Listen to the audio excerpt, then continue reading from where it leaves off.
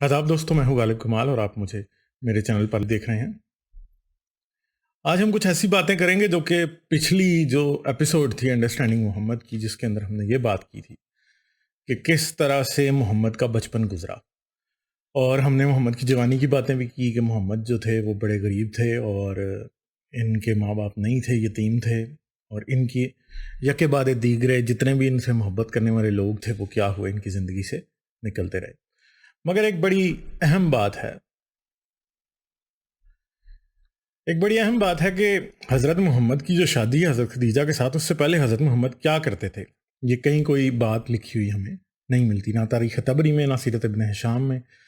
रसूल अल्लाह से मुतालिक ये मिलता है कि ये भेड़ बकरियाँ चराया करते थे, ये गला बांध थे, मगर इसके बाद उनकी ज़िंदगी की कोई ऐसी तफसील नहीं मिलती। मगर तारीख़ तबरी में ये लिखा गया है कि रसूल अल्लाह जो थे उनके लिए अबू तालिब ने हज़रत खदीजा के हाँ मुलाजमत जो है उनकी करवा दी, और वो एक दफ़ा ये भी शाम में लेके गए थे हज़रत खदीजा का माल, और जब वो वापस आए तो हज़रत खदीजा ने उन्हें शादी का पैगाम भेज दिया, क्योंकि रास्ते में उन्हें कोई राहब मिला जिसने देखा कि रसूल अल्लाह, अब मतलब तबरी के मुताबिक ऐसा है कि हर पेड़ और हर पत्थर जो है रसूल अल्लाह के सामने झुकता जाता है, और हज़रत खदीजा का एक मुलाजिम था, वो हज़रत मोहम्मद के साथ था, जिसने ये और वो जो राहब था, जब उसने गवाही दी कि हर एक पेड़ और हर एक पत्थर जो है रसूल अल्लाह के सामने झुकता है, तो क्या हुआ, ये सारा माजरा वो मुलाजिम नोट कर रहा था। उसने वापस आके हज़रत खदीजा को बताया। हज़रत खदीजा ने ये देखा कि ये शख्स जो है बनु हाशिम का बड़ा मोतबर आदमी है, और साथ साथ हज़रत खदीजा को कुछ ऐसा लगा कि शायद ये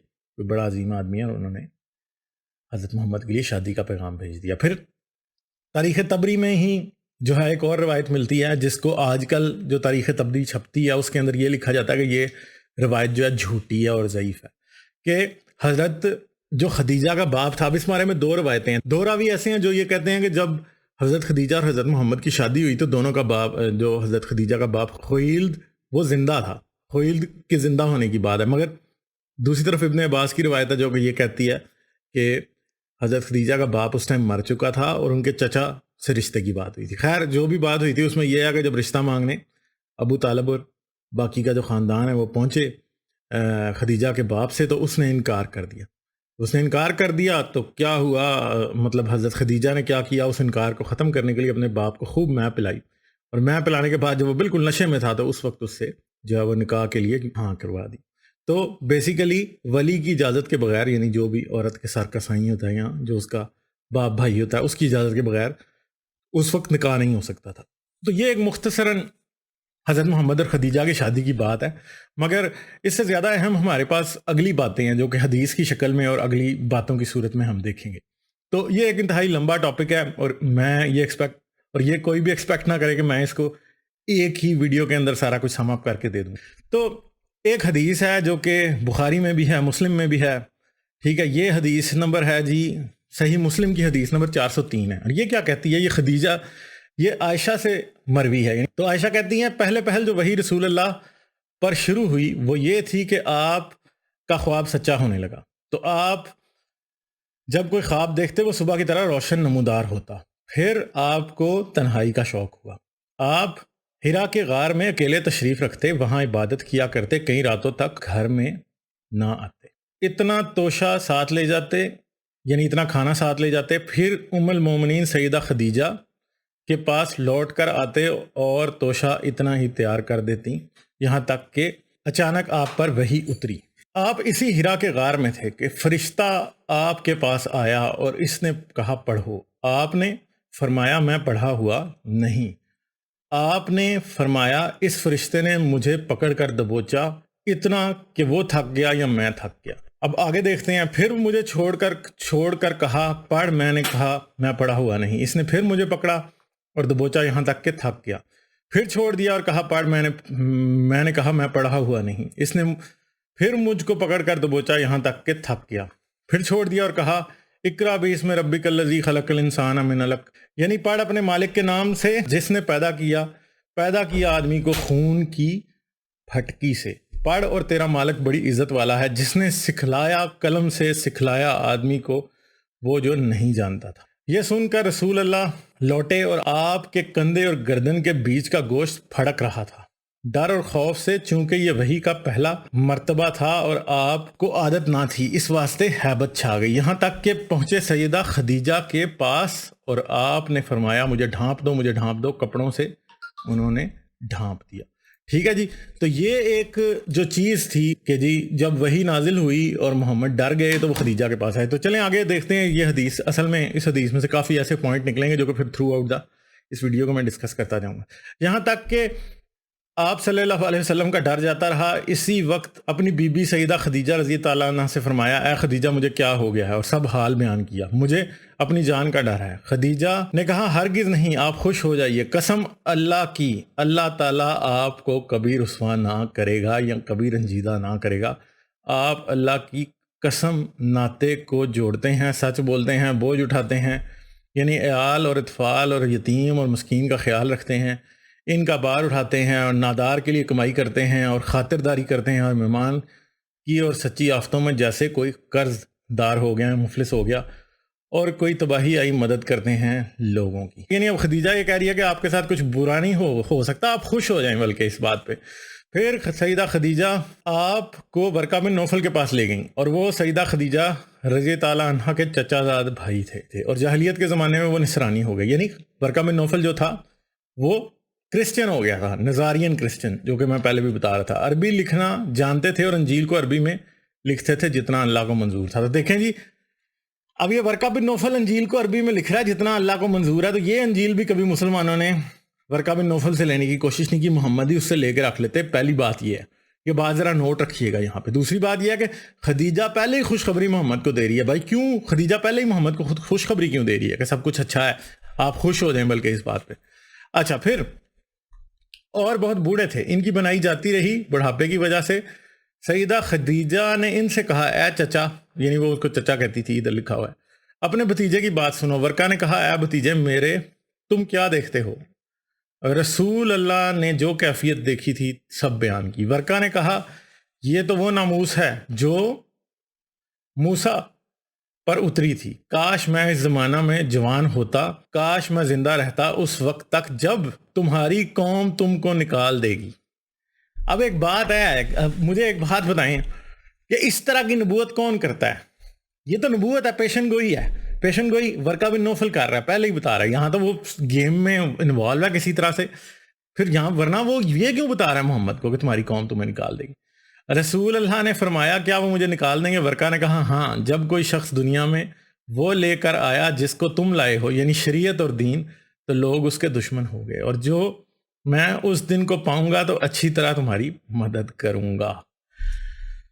تو اب ایک بات ہے کہ یہ جو ورقہ بن نوفل اور خدیجہ ہیں، یہ تو رسول کو پہلے ہی نبی بنائے بیٹھے تھے، مطلب ان کا تو سامنے اندھوں کو بھی نظر آ رہا ہے کہ وہ تو باتیں ایسی کر رہے تھے کہ وہ پہلے ہی رسول کو یہ کہہ رہے ہیں کہ ہاں بھائی، وہ پہلے مبارکباد دے رہی ہے کہ تمہارے پاس بڑا اچھا سسٹم آ گیا، تم خوش ہو جاؤ، بلکہ پھر وہ ساتھ کہہ رہا ہے کہ جو بھی یہ چیزیں لے کے آتا ہے اس کو بڑی تکلیف ملتی ہے، اس لیے تم نکال دیے جاؤ گے۔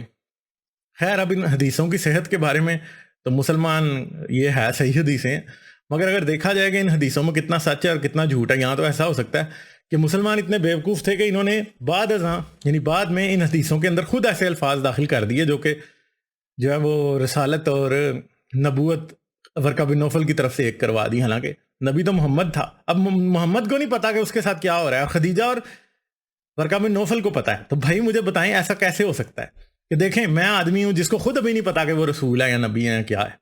یعنی ایک طرف تو کہتے ہیں کہ سب سے اعلیٰ مقام اور سب سے اعلیٰ علم جو ہے وہ نبی اور رسول کا ہوتا ہے، دوسری طرف خدیجہ اور ورقہ بن نوفل جو ہے نبی سے 4 قدم آگے تھے، جن کو پتا تھا کہ یہ جبرائیل آیا ہے، اور وہی بتا رہے ہیں یہ جبرائیل ہے۔ حالانکہ سوچنے کی بات ہے کہ جبرائیل کو نہ تو ورقہ بن نوفل نے دیکھا تھا، نہ خدیجہ نے دیکھا تھا، رسول کو نظر آتا تھا نا وہ۔ تو مجھے بتائیں کہ پھر یہ کیا بات ہے، اور کیسے کہہ سکتا ہے وہ کہ یہ وہی ناموس ہے، یعنی یہ وہی فرشتہ ہے جو کہ موسیٰ کے پاس آیا تھا یا مریم کے پاس آیا تھا؟ کیسے کہہ سکتا ہے وہ؟ یہاں تو وہ محمد کو نبی بنانا چاہتے تھے، انہوں نے ہی کوئی غار میں ڈرامہ کروایا ہو۔ تو یہ سوچنے والی باتیں ہیں، مگر مسئلہ یہ ہے کہ تاریخ طبری جو ہے نا اس میں بہت سی چیزیں آتی ہیں، جیسے کہ حضرت خدیجہ نے پوچھا کہ ہاں بھائی تمہیں جو فرشتہ نظر آ رہا ہے وہ کیسا ہے؟ یہ آپ کو اسکرین کے اوپر آپ کو نظر آ رہا ہوگا، یہ آپ پڑھ سکتے ہیں اسکرین پاز کر کے، کہ خدیجہ نے کہا میری دائیں ٹانگ پہ بیٹھو، بائیں ٹانگ پہ بیٹھو۔ رسول نے یہ ایکسرسائز کی، پھر جب یہ ایکسرسائز کی میری گود میں بیٹھ جاؤ، گود میں بیٹھ گئے۔ جب اس نے پھر کہا میں اپنا دوپٹہ جب اس نے اتارا تو کیا ہوا جی؟ فرشتہ غائب ہو گیا. تو پھر اس نے کہا یہ شیطان نہیں ہے، کیونکہ شیطان ہوتا تو یہ دیکھتا رہتا، یہ فرشتہ ہے اس لیے غائب ہو گیا. تو یار مطلب سوچنے والی بات ہے، کیا شیطان اتنا بیوقوف ہے کہ وہ مطلب کیا وہ غائب نہیں ہو سکتا ایسی صورت میں؟ مطلب جسٹ ٹو سے کہ ایسے لگ رہا ہے کہ جیسے یہاں پہ نبی فرشتے کی تشخیص بھی کون کر رہا ہے؟ خدیجہ اور ورقہ بن نوفل کر رہے ہیں. محمد کو کچھ پتہ ہی نہیں ہے. محمد ایک ایسا شخص ہے جس کو کچھ پتہ نہیں ہے کہ اس کے ساتھ کیا ہو رہا ہے. یعنی یہ دونوں ڈاکٹر ہیں اور محمد بیسیکلی ایسے لگ رہا ہے کہ ایک مریض ہے. اس کے بعد یہ بھی ہوا کہ عرصہ گزرتا گیا محمد کو کہ جو اوپر وحی آنی بند ہو گئی. اور اب یہ پڑھیے کہ یہاں پہ محمد کا قول لکھا ہوا ہے جو کہ طبری نے لکھا ہے. کہتا ہے میں خواب سے بیدار ہوا، ایسا معلوم ہوتا تھا کہ میرے قلب پر نوشتہ ثبت ہو گیا ہے. محمد کہتا ہے میں شاعر اور آصف زدہ کو دنیا میں سب سے زیادہ برا سمجھتا تھا اور ان کو دیکھنے تک کا روادار نہ تھا. تو شاعروں کو لوگ عرب میں آصف زدہ کہتے تھے. ایک طرف تو یہ بڑی تعریفیں کرتے ہیں کہ جی عرب شاعروں کی بڑی قدر کرتے تھے، تو دوسری طرف شاعر اور آصف زدہ کو لوگ شرمندگی کا باعث سمجھتے تھے. تو محمد خود بھی ایسا ہی سمجھتا تھا. اب سوچنے کی بات ہے کہ یہ کیسی بات ہے. میں نے دل میں کہا میرا نفس ضرور شاعر یا آصف زدہ ہے، مگر میں اس بات کو ہرگز پسند نہ کرتا کہ قریش میرے متعلق اس کا چرچا کریں گے. رسول کو اس بات کی شرم آ رہی تھی کہ قریش جو ہیں یہ کہیں گے کہ رسول تو شاعر ہے یا پھر اس کے اوپر کسی بدرو کا سایہ ہو گیا. میں پہاڑ کی کسی بلند چوٹی پر چڑھ کر وہاں سے خودکشی کیے لیتا ہوں تاکہ اس رسوائی کے خیال سے اطمینان ہو. یعنی رسول کو یہ بات اتنی شرمندگی اس بات کی ہو رہی تھی کہ میں شاعر اور مجنون بن گیا ہوں، میں شاعر اور آصف زدہ بن گیا ہوں کہ میں جو کہ پہاڑ سے اپنے آپ کو گرا دوں. چنانچہ میں اس ارادے سے چلا، پہاڑ کے وسط تک پہنچا تھا کہ میں نے آسمان سے یہ آواز آتے سنی کہ کوئی کہہ رہا ہے اے محمد تم اللہ کے رسول ہو اور میں جبرائیل ہوں. میں نے آسمان کی طرف سر اٹھایا، مجھے جبرائیل انسان کی شکل میں نظر آئے. ان کے دونوں قدم افق یعنی ہورائزن تک پھیلے ہوئے تھے اور وہ کہہ رہے تھے اے محمد تم اللہ کے رسول ہو اور میں جبرائیل ہوں. میں نے ان کو دیکھنے کے لیے ٹھہر گیا. اس منظر نے مجھے میرے ارادے سے اپنی طرف ایسا مشغول کیا کہ میں بغیر آگے بڑھے یا پیچھے ہٹے اسی جگہ ٹھہر گیا اور جبرائیل سے نظر ہٹا کر آسمان کے کناروں کو دیکھنے لگا. مگر جدھر میری نظر جاتی تھی وہیں سامنے تھے. میں دیر تک بغیر آگے بڑھے اور پیچھے ہٹے اسی جگہ کھڑا رہا. پھر دوسری بھی روایت ہے. طبری ایسے لکھتا ہے کہ وہ ایک روایت لکھتا ہے پہلے، پھر دوسری لکھتا ہے، پھر تیسری لکھتا ہے، پھر وہ ان کے اوپر بحث کرتا ہے کہ کس کی روایت جو ہے وہ زیادہ مضبوط ہے، کس کی جو ہے کمزور ہے. عام طور پہ اگر کسی کمزور روایت کی یا حدیث کی وہ نشاندہی کرتا ہے تو اس میں وہ صرف ایک ہی روایت دیتا ہے. مگر جب کسی کی روایت کو یا کسی حدیث کو اس نے اسٹرانگ بتانا ہوتا ہے تو وہ کیا کرتا ہے ایک دو تین کٹھے تین چار اس کی روایتیں بتاتا ہے مختلف لوگوں سے. اب جیسے یہ کہہ رہا ہے التواء وحی کا واقعہ، جیسے پہلے میں نے کہا خودکشی کا ارادہ والا میں نے پڑھ کے سنایا جب طبری سے. اب التواء وحی کا واقعہ زہری سے مروی ہے کہ جب ایک عرصہ تک رسول اللہ پر وحی نازل نہیں ہوئی تو آپ بہت ہی محزون ہوئے. آپ پہاڑ کی چوٹیوں پر چڑھتے تھے کہ خودکشی کر لیں. اس نیت سے جب بھی آپ چوٹی پر پہنچتے جبرائیل نمودار ہو کر کہتے آپ اللہ کے نبی ہیں، اس سے آپ کو اطمینان ہوتا. اس واقعہ کے بیان کرتے ہوئے رسول اللہ نے فرمایا کہ ایک دن اسی ارادہ سے چلا جا رہا تھا کہ میں نے اس فرشتے کو جو ہرا میں میرے پاس آتا تھا دیکھا کہ وہ آسمان اور زمین کے بیچ میں ایک کرسی پر متمکن ہے، یعنی ایک کرسی پہ بیٹھا ہوا ہے. اور اسے دیکھ کر میں خوف کی وجہ سے ٹھہر گیا. خدیجہ کے پاس واپس آیا، میں نے آ کر کہا مجھے چادر اڑا دو. چنانچہ دلائی اڑا دی گئی. تب اللہ نے سورہ نازل فرمائی یا ایھا المدثر قم. تو دیکھیں اب ایک بات ہے کہ یہ باتیں بھی بار بار ریپیٹ ہوتی بھی ہمیں نظر آتی ہیں کہ یہ ہو کیا رہا ہے. بات سمجھنے والی یہ ہے رسول پہ وحی نازل ہوتی ہے اور رسول بھاگا جاتا ہے کس کے پاس؟ اپنی بیوی کے پاس. بیوی اٹھا کے ورقہ بن نوفل کے پاس لے جاتی ہے اور ورقہ بن نوفل پہلے یہ کہہ دیتا ہے کہ جی آپ اللہ کے رسول ہیں اور وہ مان لیتا ہے اس بات کو اور وہ کہتا ہے جی آپ کے پاس جبرائیل آ رہا ہے. بھائی ورقہ بن نوفل نے جبرائیل کدھر دیکھا تھا؟ ایک طرف وہ انجیل کا ترجمہ کر رہا تھا. مجھے یہ بتائیں کہ انجیل وہ کون سی کا ترجمہ کر رہا تھا؟ ہم یہ بھی سوچنے پہ مجبور ہو جاتے ہیں کہ ورقہ بن نوفل کے بارے تاریخ طبری میں لکھا ہے کہ وہ مسیحیوں کے عالموں سے پڑھا ہوا تھا، ان کی باتیں اس نے سنی ہوئی تھی. وہ خود تورات اور انجیل کا عالم تھا اور انجیل کا وہ ترجمہ کر رہا تھا. اس کا مطلب ہے اس کے پاس انجیل بھی ہوگی. تو اب مجھے یہ بتائیں کہ وہ انجیل وہ تھی جو کہ بدل گئی تھی، وہ والی انجیل تھی اس کے پاس یا اس کے پاس کوئی اوریجنل انجیل تھی؟ اور اگر ورقہ بن نوفل کو یہ پتا ہے کہ جبرائیل آیا ہوگا محمد کے پاس تو کیا وہ یہ بات وہ نہیں تھا بتا سکتا کہ انجیل جو وہ ترجمہ کر رہا ہے وہ درست ہے یا نہیں ہے، وہ غلط ہے یا کیا ہے؟ کیونکہ مسلمان تو یہی مانتے ہیں کہ انجیل جو ہے وہ کیا ہے، بدل گئی ہے. تو ایک طرف دوسری طرف ورقہ بن نوفل انجیل کا ترجمہ کر رہا ہے. پھر وہ کہ اگر میں جوان ہوتا تو میں آپ کا ضرور اس معاملے میں ساتھ دیتا کیونکہ آپ کی قوم آپ کو نکال دے گی. یعنی وہ نبوت بھی کر رہا ہے ایک طرف، پیشن گوئی نبوت کا مطلب پیشن گوئی ہوتا ہے. پروفیسی جو ہوتی ہے اس کا مطلب یہی ہوتا ہے کہ آنے والے وقت کا حال بتا دینا. تو رسول اللہ کو اگر وہ بتا رہا ہے کہ آپ کو نکال دیا جائے گا، مجھے بتائیں کہ پھر وہ بھی تو پھر نبی ہوا نا. چلیں اب کسی کوئی بریلوی مسلمان ہوگا تو وہ تو کہہ دے گا کہ جی یہ پروفٹ نہیں ہے، وہ پروفٹ نہیں ہے تو کوئی ولی ہوگا. تو پھر ولی تو ایسے بھی دکھائے ہیں بریلویوں نے جو کہ موسیٰ سے بھی آگے تھے، جو ٹانگ کی بوٹی کاٹ کے دے دیا کرتے تھے. تو شاید ورقہ بن نوفل بھی کوئی ایسا ہی ولی تھا. تو سمجھ نہیں آتی کہ یہ خدیجہ اور ورقہ بن نوفل کا چکر کیا. خدیجہ کو ایک 25 سال کے شخص میں اتنا انٹرسٹ کیوں ہوا کہ اس نے اسے ایک ہی سفر جب وہ مال بیچ کے آیا تو اس نے اس سے شادی کر لی. شادی بھی خود پیغام دے کے کی.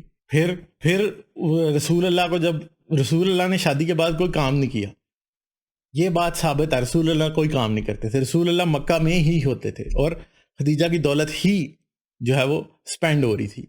اور رسول اللہ جو تھے وہ سکلوژن میں چلے جاتے تھے، جیسے غار حرا میں چلے گئے اور وہاں پہ عبادت کرتے رہتے تھے. تو خدیجہ جو ہے اس بات سے بھی ان کو منع نہیں کرتی تھی، یہاں پر منع نہیں بھی کرتی تھی تو سپورٹیو تھی. تو یہ چکر تھا کیا سارے کا. تو ایسے کہیں کسی جگہ پہ ایسے لگتا ہے کہ شاید جو انفلوئنس تھا محمد کے اوپر وہ ورقہ بن نوفل اور خدیجہ کا بہت زیادہ تھا. اور شاید خدیجہ اور ورقہ بن نوفل، اگر ہمیں آج اس بات کی اطلاع مل رہی ہے کہ فرشتے کی آئیڈینٹیفیکیشن انہوں نے کی کہ یہ جبرائیل فرشتہ ہوگا، جب ان دونوں نے یہ آئیڈینٹیفیکیشن کی تو اس کا مطلب ہے کہ وہ محمد کو بہت سی ایسی سٹوریز سناتے ہوں گے جو کہ بائبل، انجیل، تورات، ان ساری باتوں سے ریلیٹڈ ہے. اور ورقہ بن نوفل جو ہے وہ نظاری سیکٹ آف کرسچینٹی سے تھا، جو کہ ایک متروک کرسچینٹی کی فارم تھی. تو ہم بہت سی باتیں سوچنے پہ مجبور ہو جاتے ہیں کہ ادھر ایسے لگتا ہے کہ نبی کو نہیں پتا تھا کہ کیا ہو رہا ہے. اگر پرانے نبیوں میں یہ چیز دیکھیں تو ہمیں کچھ نبیوں کی ایسی باتیں ملتی ہیں جہاں پہ ہمیں ایک بات نظر آتی ہے کہ پہلی دفعہ خدا ان کو جب نظر آیا تو ان کی حالت کیا تھی. کیا وہ کسی دوسرے شخص سے پوچھنے گئے؟ اس کی سب سے بڑی جو مثال ہے وہ موسیٰ اور جلتی ہوئی جھاڑی کی مثال ہے. موسیٰ کو جب جلتی ہوئی جھاڑی نظر آئی تو موسیٰ کسی تیسرے شخص کے پاس نہیں گیا، اس جھاڑی نے جھاڑی میں سے اس کو آواز آئی، اس نے کہا کہ جا کے بنی اسرائیل سے میرے لوگوں کو آزادی دلوا. تو اس نے کہا کہ میں کیسے دلواؤں، میں تو اکیلا آدمی ہوں. تو اس نے کہا کہ بس تو جا، ٹھیک ہے. اس نے اس سے ایکسٹرا اسے کوئی بات نہیں بتائی. اور موسیٰ کو کسی تیسرے چوتھے آدمی سے پتہ کرنے کی ضرورت نہیں تھی. اور اگر دیکھا جائے مرتبے میں محمد کا جو مرتبہ ہے وہ موسیٰ سے زیادہ ہے، عیسیٰ سے زیادہ ہے. عیسیٰ کے بارے میں ہمیں کہیں نہیں نظر آتا کہ وہ کسی تیسرے بندے سے جا کے پوچھ رہے ہیں ہاں بھائی مجھے بتاؤ کہ میں نبی ہوں یا نہیں، یا میرے ساتھ کیا ہو رہا ہے. یہ نہیں بتایا کہ موسیٰ کو کیا اس کے بعد دورہ پڑ گیا تھا، موسیٰ نے کسی کو کہا تھا کہ مجھے چادر اڑا دو. موسیٰ نے نہیں کہا تھا. بالکل موسیٰ کلیئر تھا اس بات میں، اس کو پتا تھا 100% کہ کیا ہوا اور کیا نہیں ہوا. یہاں اس کو نہیں بھی پتا تھا تو اسے بھروسہ تھا خدا پہ اور وہ چلے جا رہا تھا. وہ کسی تیسرے بندے سے نہیں پوچھ رہا تھا کہ کیا ہوا. تو محمد کا بار بار ایسے پوچھنا یہ ایک بہت بڑا کوسچن مارک ہے. دوسری بات یہ ہے کہ جیسے تبری میں ہم یہ پڑھ رہے ہیں کہ محمد خود ہی کہہ رہا ہے کہ وہ شاعر اور بدرو گرفتہ یا جس کے اوپر کسی اسیب کا سایہ ہو اس کو وہ بہت برا سمجھتا تھا. اور اب وہ خود اس بات پہ شرمندہ تھا کہ قریش میرے بارے میں جب یہ باتیں کریں گے کہ محمد ایک شاعر اور بدرو گرفتہ ہے تو اس سے بہتر ہے کہ میں اپنے آپ کو مار لوں. میں اسیب زدہ ہوں اور میں شاعر ہوں تو میں اپنے آپ کو مار لوں. اس لیے وہ خودکشی کرنے چلا گیا. اب یہ خودکشی کا ایک واقعہ یا 2 واقعے ہیں. اب یہ بھی بات سوچنے والی ہے. ایک طرف تو یہ ہے کہ وہ صرف اس وجہ سے خودکشی کرنے جا رہا تھا کہ جی وہ شاعر اور اسیب زدہ ہے، اور دوسری طرف یہ ہے کہ وہی رکی ہوئی تھی اس وجہ سے وہ خودکشی کرنے جا رہا. سوچنے کی بات ہے کہ اب دونوں میں سے کون سی بات سچ ہے. مگر ایک بات ہمیں یہ پتہ چلتی ہے کہ بار بار محمد خودکشی کرنے کے لیے جاتا تھا اور ہرا سے اوپر جا کے وہ اپنے آپ کو بلندی سے گرا کے مارنا چاہتا تھا. تو جیسے ہم پچھلی ایپیسوڈ میں یہ بات کلیئرلی دیکھ آئے ہیں، محمد کا ایک بہت زیادہ ٹرومیٹک بچپن تھا. اس کے لیے بہت سے پرابلمز تھے جس نے اس کو ایک شائع قسم کا بچہ بنا دیا. وہ اکیلا تھا ایک لحاظ سے، اور جو لوگ اس کی زندگی میں امپورٹنٹ تھے وہ وقت کے ساتھ ساتھ مرتے رہے. پھر ایک دم خدیجہ اس کی زندگی میں آتی ہے جو اس سے شادی کرتی ہے. اس کی مفلسی بھی ختم ہو جاتی ہے. شاید وہ محبت کا پیار کا بھوکا شخص جو ہے وہ ایک دفعہ اسے محبت بھی ملتی ہے، اسے ماں کا پیار بھی ملتا ہے اس بیوی میں جو کہ عمر میں اس سے 15 سال زیادہ ہے. حالانکہ دوسری طرف ہمیں یہ بھی روایت ملتی ہے کہ محمد کی جو اپنی ماں تھی جب محمد اس سے پیدا ہوا تو اس کی عمر صرف 12 یا 13 سال تھی. تو اس کا مطلب ہے کہ اگر 12 یا 13 سال کی عورت جس نے محمد کو جنم دیا اور محمد اس وقت 25 سال کا تھا تو اس کا مطلب ہے کہ اگر آمنہ زندہ ہوتی تو وہ 38 سال کی ہوتی جب محمد نے خدیجہ سے شادی کی، اور خدیجہ اس ٹائم 40 سال کی تھی. اس کا مطلب ہے کہ خدیجہ جو تھی وہ محمد کی ماں سے زیادہ عمر کی تھی. اور جب خدیجہ محمد سے زیادہ عمر کی تھی تو ظاہری بات ہے پچھلی دفعہ میں نے جب یہ بات کی تھی کہ ماں کا پیار بھی ملا تو کچھ لوگوں نے اعتراض کیا کہ بھائی کیسے. تو بھائی آپ لوگوں کی اپنی روایتوں سے پتہ چلتا ہے کہ آمنہ کی عمر بہت کم تھی جب محمد اس سے پیدا ہوئے. دوسری طرف پھر یہ ہے کہ جب یہ ساری کی ساری آسودگی ملی تو اس کے بعد مجھے نہیں پتا کہ وہ شروع میں محمد کو کنورٹ کر رہے تھے کرسچینٹی میں یا وہ حقیقتاً محمد کو ایک نبی سمجھتے تھے. کیونکہ میں آج آپ کو ایک کرسچینٹی سے متعلق بھی ایک بڑی حیران کن بات بتاتا ہوں. حیران کن تو نہیں ہے، کرسچنس کو تو پتہ ہے مگر آپ کو نہیں پتا. وہ یہ ہے کہ کرسچنز یہ نہیں مانتے کہ نبیوں کا سلسلہ موقوف ہو گیا. کرسچنز یہ مانتے ہیں کہ نبوت ایک ایسی چیز ہے جس کو آپ یہ کہہ سکتے ہیں نبوت یا خواب کا علم. اب یہ پولوس کے خطوں میں اور خطوط میں جو عہد نامہ جدید ہے بائبل کا، اس میں لکھا ہوا ہے کہ بہت سی روح القدس جو ہے اس کی کئی نعمتیں ہیں. اب جیسے یہ جبرائیل کو روح القدس کہہ رہا ہے ورقہ بن نوفل، اور محمد بھی اور خدیجہ بھی. روح القدس کی کئی نعمتیں ہیں کہ خواب آتے ہیں لوگوں کو اور خواب سچے ہو جاتے ہیں، جیسے کہ ادھر لکھا ہے کہ خواب محمد کو آنے شروع ہوئے جو کہ سچے ہو جاتے تھے. پھر ساتھ میں یہ کہ آپ کو ایسی باتیں پتہ چلتی ہیں، جو فیوچر میں ہونی ہوتی ہیں. پھر پروٹیسٹنٹ کرسچینٹی جو آج بھی وہ وجد کی کیفیت کو مانتی ہے، وجد کی کیفیت کو مانتی ہے. اور پروٹیسٹنٹ کرسچینٹی والے لوگ ایسے ہیں کہ وہ اونچی آواز سے دعا کرتے ہیں اور کرتے جاتے ہیں اور جوش ان کا بڑھتا جاتا ہے. اور ان دا اینڈ ایسا ہوتا ہے کہ کوئی شخص ایک دم کوئی ایسی ان انٹیلیجیبل منہ سے الفاظ نکالنے شروع کر دیتا ہے، شارہ بارہ بورا بورا اس طرح شروع کر دیتے ہیں. جب وہ یوں شروع کرتے ہیں نا تو وہ کہتے ہیں جی یہ روح القدس نے اس کو کیا کیا، افیکٹ کیا. تو کہیں ایسا تو نہیں ہے کہ خدیجہ نے اور ورقہ بن نوفل نے محمد کو جو نبوت کا کہا تھا، بیسیکلی وہ نبوت ایسی ہی تھی جو کہ کرسچن عام طور پہ لیتے ہیں. وہ کسی بھی شخص کو، کسی پادری کو، کوئی بندہ دعا کر رہا ہے اسے خدا کو میسج دے دے، وہ سمجھتے ہیں کہ ہاں جی خدا نے اسے میسج دے دیا. کرسچینٹی میں اس بات کی گنجائش ہے. تو کہیں ایسا تو نہیں تھا کہ خدیجہ اور ورقہ بن نوفل دونوں کے دونوں محمد کو اس قسم کی کسی نبوت کے بارے میں کہہ رہے تھے. کوسچن مارک ہے، اس بات کو سوچنے کی ضرورت ہے، میں اس میں مزید بھی بات کروں گا. تو کہیں ایسا تو نہیں ہے کہ وہ محمد کو ایک ایسا نبی مان رہے تھے جو کہ ود ان کرسچینٹی نبی جن کو کہا جاتا ہے. وہ آج بھی لوگ کہتے ہیں ناسٹراڈامس بھی ایک ویسا نبی لوگ تصور کرتے ہیں جو کہ کرائسٹ سے بعد آئے. ٹھیک ہے، کیونکہ کرسچن مان سکتے ہیں یہ بات، خدا کسی بھی وقت روح القدس کے ذریعے کسی بھی شخص کو نبوت کی باتیں بتا سکتا ہے کہ آنے والے دور میں کیا ہوگا. مگر وہ شخص وہ یہ مانتے ہیں کہ وہ سب کرسچینٹی کے کنفائنس کے اندر رہتے ہیں. اب ایک بات ہے سوچنے کی کہ ورقہ بن نوفل کی ڈیتھ کچھ عرصے بعد ہو گئی، اور خدیجہ کی ڈیتھ جو ہے جب شعیب ابی طالب میں محمد کو اور بنو ہاشم کو جلا وطن کیا گیا، اسی ٹائم خدیجہ کی بھی ڈیتھ. تو وہ دو شخص جو کہ یہ مانتے تھے کہ محمد ایک نبی ہے یا ایک نبوت اس کے پاس ہے، وہ شخص ایسے تو نہیں تھے کہ وہ اس نبوت میں یقین رکھتے تھے جو کہ انجیل بیان کرتی ہے یا جو کہ پولوس کے خطوط اور جو ایکٹس کی کتاب ہے اعمال کی بائبل کے اندر وہ بیان کرتی ہے. کہیں ایسا تو نہیں ہے. مگر بعد میں ایسا ہوا کہ جب یہ دونوں شخص دنیا سے غائب ہو گئے تو پھر محمد نے یہ سمجھا کہ اچھا وہ واقعی ایسا رسول ہے، وہ واقعی ایسا خود رسول ہے جو کہ خدا کا پیارا رسول ہے، آخری رسول ہے، اور اس کو یہ سارے حق حاصل ہیں. کیونکہ میں سمجھتا ہوں کہ جب تک محمد مکے میں تھا، خدیجہ زندہ تھی، تو اسلام کی ایک شکل بھی مکمل طور پر ڈیفرنٹ تھی اس اسلام سے جو کہ ہمیں مدینہ میں آ کے ملتا ہے. بہت سے لوگ ایسی بات کرتے ہیں کہ یہ اسلام ایسا اسلام ہے کہ جو کہ جب محمد کو پاور ملی تو تب ملا. بالکل یہ بات ہو سکتی ہے. اور کرسچینٹی میں یہ بات ہے کہ واقعی کوئی بندہ جس کا دماغی توازن درست نہ ہو اور وہ واقعی کچھ ایسی باتیں کرے تو لوگ اس کو نبی مان سکتے ہیں. ایسا ہے. ایون کہ پاکستان کے کرسچنز میں بھی ایسے لوگ ہیں جو کہ یہ سمجھتے ہیں کہ خدا ان سے باتیں کرتا ہے، خدا انہیں خواب دکھاتا ہے، خدا انہیں حقیقتیں بتاتا ہے ساری پوری، اور وہ اپنے آپ کو نبی اور غیب کا علم جاننے والے اور خوابوں کا کرنے والے، اور وہ یہ بھی مانتے ہیں کہ ان کے ہاتھ میں شفا ہے، کہ کسی کو کینسر بھی ہو تو اس کے اوپر ہاتھ رکھیں گے تو وہ شفا یاب ہو جائے گا. تو ایسے نبی کی گنجائش کرسچینٹی میں ہے. تو کہیں ایسا تو نہیں ہے کہ ورقہ بن نوفل اور خدیجہ دونوں کے دونوں محمد کو ایسا ہی نبی سمجھتے تھے اور حقیقتاً سمجھتے تھے کہ واقعی روح القدس اس سے بات کر رہا ہے، اور کسی وقت بعد میں اس روح القدس کو جبرائیل کا خطاب دے دیا گیا یا باتیں اس میں بڑھتی گئی اور آخرکار ایسی بات ہو گئی. تو مجھے لگتا ہے کہ واقعی اگر خدیجہ اور ورقہ بن نوفل دونوں مسیحیت کو درست سمجھتے تھے تو یقیناً اگر وہ محمد کو نبی مان رہے تھے اور وہ دونوں کرسچن تھے اور ورقہ بن نوفل کرسچن تھا تو یقیناً وہ یہی سمجھتا ہوگا کہ Muhammad is a prophet within the confines of Christianity. Secondly پھر جب وہ یہ کہتا ہے کہ جس کے اوپر بھی کچھ ایسا ہوا لوگوں نے اس کو بڑی تکلیف دی، اسے نکال دیا. بالکل جتنے بھی مسیح کے رسول اور مسیح کے پیروکار نبی جن کو آپ کہتے ہیں، جن کا جیسے اب یوحنا عارف ایک ملتا ہے جس نے کتاب جو آخری کتاب ہے بائبل کی جو کہ اپوکلپس جس کو کہا جاتا ہے اردو میں مکاشفہ، وہ ساری کتاب نبوت پہ بیسڈ ہے. وہ خواب دیکھتا ہے، کبھی رویا دیکھتا ہے. رویا ایک ایسی خواب ہے کہ جیسے آپ سوئے بھی نہیں ہوتے اور آپ ہلکے ہلکے جاگ رہے ہیں اور آپ کو چیزیں ایسے نظر آ رہی ہیں کہ ریئلی آپ کے سامنے سب کچھ ہو رہا ہے. اس کو یہ کہتے ہیں رویا کرسچن.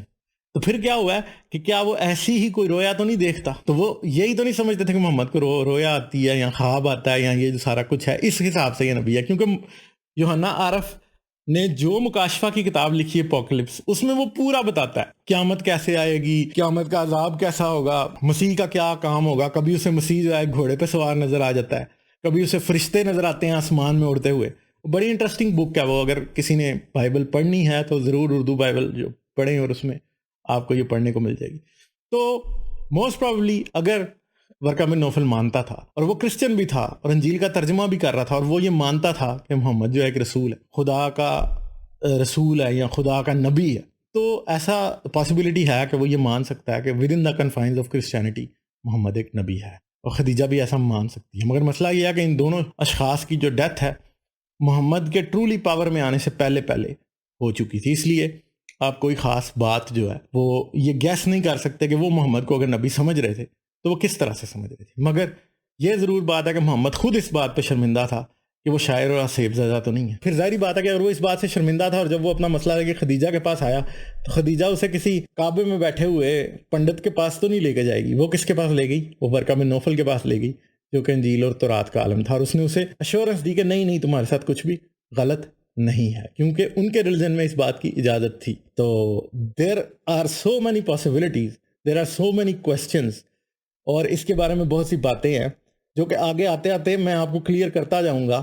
میں نے آپ کو کہا ہے کہ اس قسط میں سب کچھ فائنل نہیں ہوگا، یہ باتیں ابھی بار بار دوبارہ آئیں گی. تو پہلی قسط میں کیا تھا کہ ہم نے یہ چیک کیا کہ محمد کو کیا بچپن میں کوئی سائیکولوجیکل پرابلم تھا. Definitely yes there was. اور ہم آج یہ بات جانتے ہیں کہ خودکشی کوئی ویسے ہی نہیں کرتا.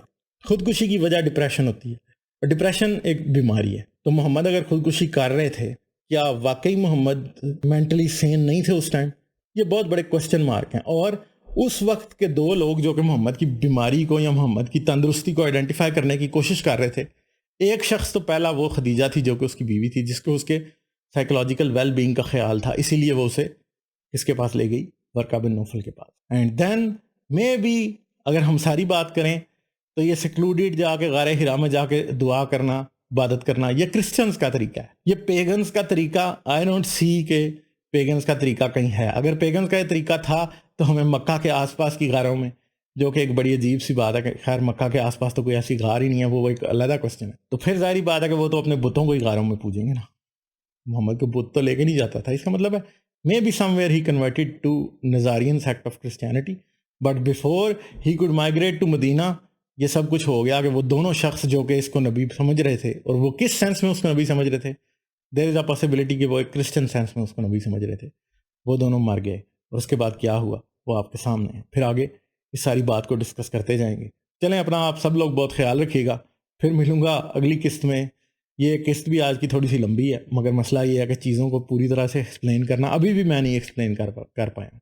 تو آگے اگلی قسطوں میں اس کو ایکسپلین کرتے جائیں گے. چلیں اپنا خیال رکھیں. آداب. میری ویڈیوز کو دیکھتے رہنے کے لیے چینل کو سبسکرائب کریں اور گھنٹی کا بٹن دبا کر آل نوٹیفیکیشنز پر کلک کر لیں تاکہ آپ سے فیوچر میں کوئی بھی نوٹیفیکیشن مس نہ ہونے پائے. اس کے ساتھ ساتھ مجھے اور میرے چینل کو سپورٹ کرنے کے لیے پیٹریون پر میرے چینل کے ممبر بنیں. اس ویڈیو کو لازماً لائک کریں اور کمنٹ میں اپنی رائے کا اظہار ضرور کریں تاکہ آپ کا فیڈ بیک مجھ تک پہنچ سکے.